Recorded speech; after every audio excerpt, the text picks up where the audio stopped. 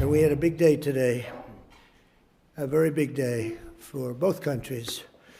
We've gotten to know each other well over the years, and he has become a true partner for peace and prosperity for our. But when you really think about it, Your Majesty, I think that this is the best in terms of safety. Saudi Arabia has never been as safe as it is right now. You always had a little cloud over your head, and sometimes that cloud was very big. That cloud is not there anymore, and we want to keep it that way. So that's why tonight I'm pleased to announce that we're taking our military cooperation to even greater heights by formally designating Saudi Arabia as a major non-NATO ally, which is something that is very important to them. And I'm just telling you now for the first time because I wanted to keep a little secret for tonight. I just heard him say, "Oh, that's nice." That's another point you won today. And signing a historic strategic defense agreement, which we just signed a little while ago. So congratulations. It's our great honor.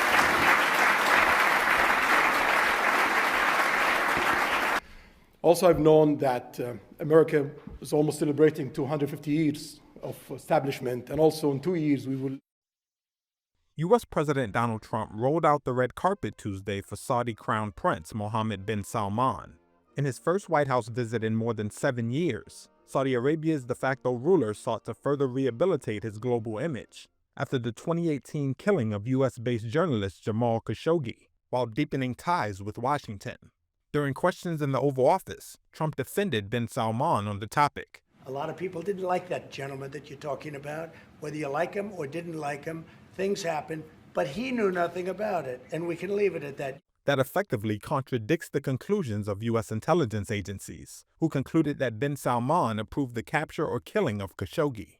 Bin Salman has denied ordering the operation, but acknowledged responsibility as the kingdom's de facto ruler. He also addressed the killing to reporters on Tuesday. We've improved our system to be sure that nothing happened like that, and it's painful and it's a huge mistake, and we are doing our best that this doesn't happen again. Topics discussed between the two leaders included security ties, civil nuclear cooperation, and multi-billion-dollar business deals with the kingdom. Trump announced an agreement that Saudi Arabia would invest $600 billion in the United States, while the Saudi Crown Prince promised to up that investment to $1 trillion. It all underscores how much of a priority Trump has made of ties with Saudi Arabia, as uproar over Khashoggi fades. Andrew Lieber is a political science assistant professor at Tulane University. I think the Trump administration is much more transactional with respect to Saudi Arabia. As with the first term for President Trump, there's really no emphasis on human rights. So that's much less of an obstacle for this relationship. Trump also said on Tuesday that the U.S. would sell F-35 stealth fighter jets to Saudi Arabia, in a similar arrangement it has with Israel, in what Trump described as a defense agreement. The move marks a significant policy shift, which could alter the military balance in the Middle East. As we announced in May, Saudi Arabia is also making an enormous commitment to building up its own defense capabilities with the largest arms purchase in history, nearly $142 billion worth of American military equipment and services. And as I've said many times, and we've demonstrated just a short while ago, but quite a bit, we make the best military equipment in the world by far. We make the best jets, the best missiles. We make the best military equipment in the world. There's nothing even close.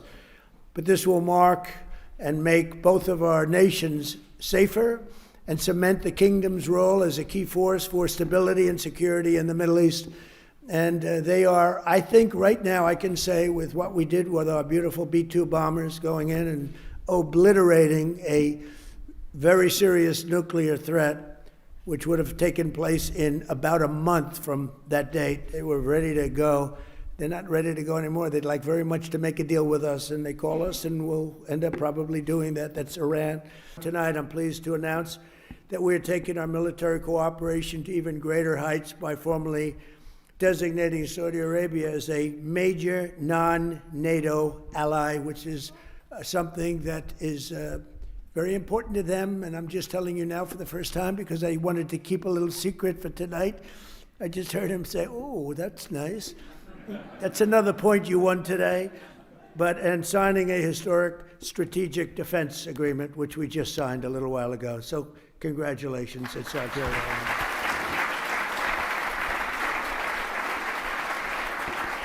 A stronger and more capable alliance will advance the interests of both countries, and it will serve the highest interest of peace, and we all share in peace, and we've never had and been so close to truly everlasting peace in the Middle East. All my life I've heard, oh, peace in the Middle East, but it'll never happen. We did it.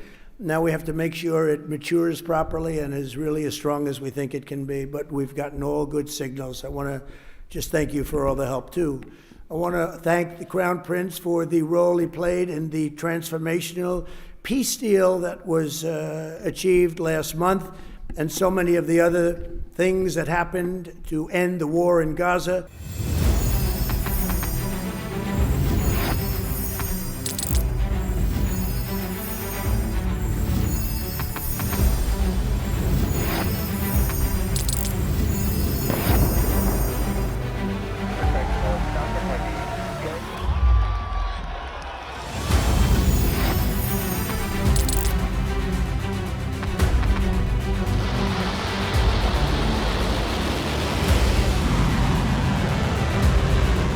Been fighting so long and so hard that they don't know what the they're doing.